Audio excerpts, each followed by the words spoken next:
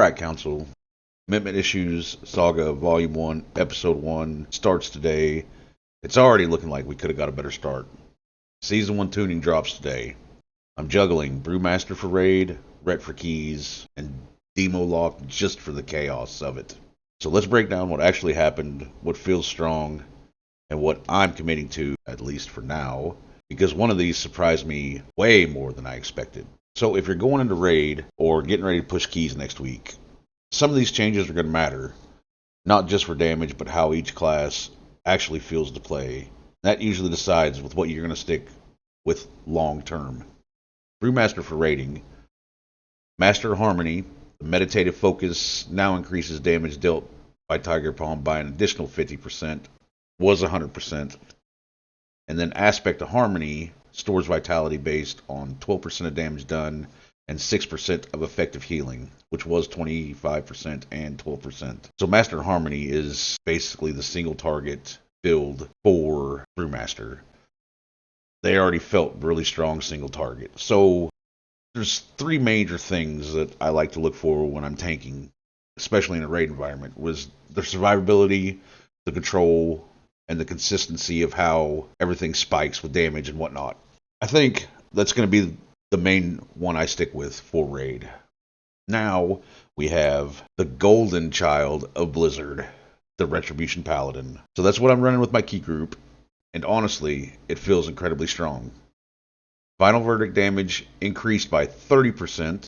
They resolved an issue causing execution sentence only to deal 10% of the holy damage dealt to the target instead of 20. So does that mean we take execution sentence instead of Radiant Glory? Light Within, main target damage increased by 25%. Templar Slash and Strike damage increased by 25%. Melee damage increased by 25%. Crusading Strike's damage increased also by 25%.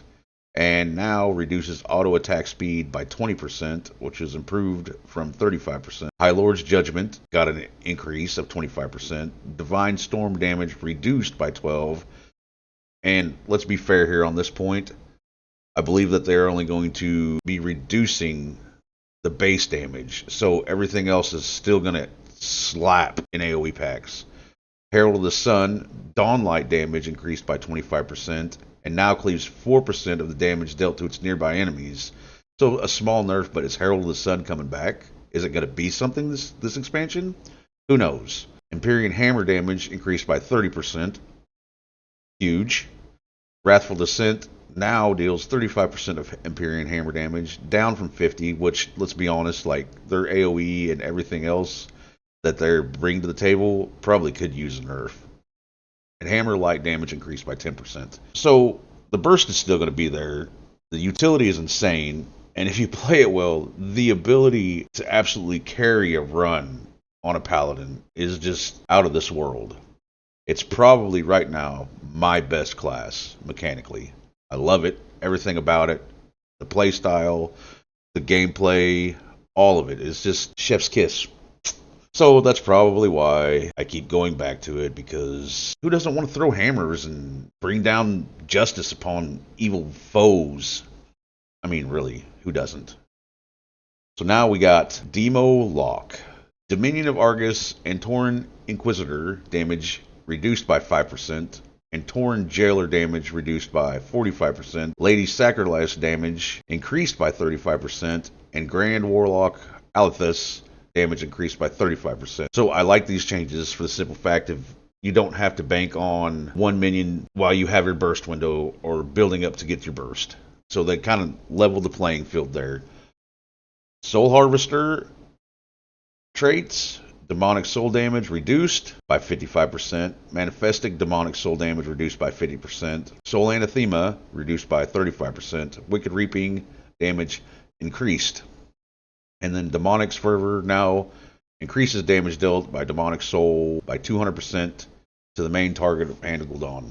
So you're basically this summoning an army and letting it do the work for you, and making sure that everything is ramps right, and to be honest, it actually feels really amazing running Demonology Lock. But the downfall is it's not immediate. The burst doesn't happen. It ramps, and definitely takes a lot more time to set up for it. This is the one that feeds into the chaos side of my chaos with purpose and all the things that I have and I am.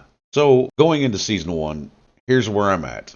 I have my brew for raid tanking, Ret for keys, and Demo just because, like I said earlier, the chaos aspect to demonology it's phenomenal. So I really haven't solved any kind of commitment issues. I just gave them structure, which I mean works out, right?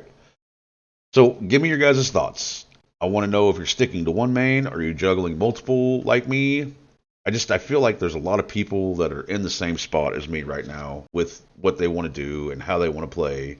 If any of this helped out, drop a like, subscribe, follow for more WoW content, and definitely for sure more chaos coming. And as always, fear the beard. Hashtag chaos with purpose.